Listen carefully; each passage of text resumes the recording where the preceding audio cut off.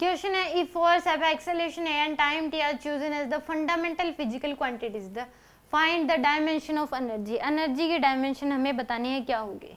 तो यहाँ पे हम कह सकते हैं पहले एनर्जी की डायमेंशन MLT की टर्म्स में हमें पता है, बट FAT की टर्म्स में बतानी है। यानी कि E इक्वल टू क्या हो जाएगी, F की पावर A मान लेते हैं, A की पावर B और T की पावर क्या C। अब हमें फाइंड आउट करना बस A, B और C की वैल्यू। तो एनर्जी की डायमेंशन क्या होती है, ML2T माइनस 2।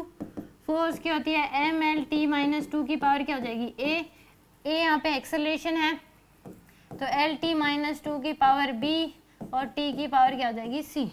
तो ML2T minus 2 equal to M की पावर A, L की power A plus B, T की power -2A minus 2B plus में C, ये आ जाएगी आपके पास। तो दोनों साइड कंपेयर करें तो A की वैल्यू क्या है 1 है, A प्लस B की जो वैल्यू है वो क्या है 2 है आपके पास, और -2A minus 2B plus C की जो वैल्यू है वो है -2 के बराबर।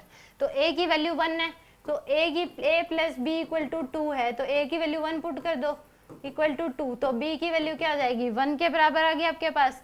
अब -2 A की वैल्यू 1 पुट कर दो, -2 B की वैल्यू 1 प्लस का C इक्वल टू -2, तो -2 प्लस C इक्वल टू -2, ये आ गया -4 प्लस C इक्वल टू -2।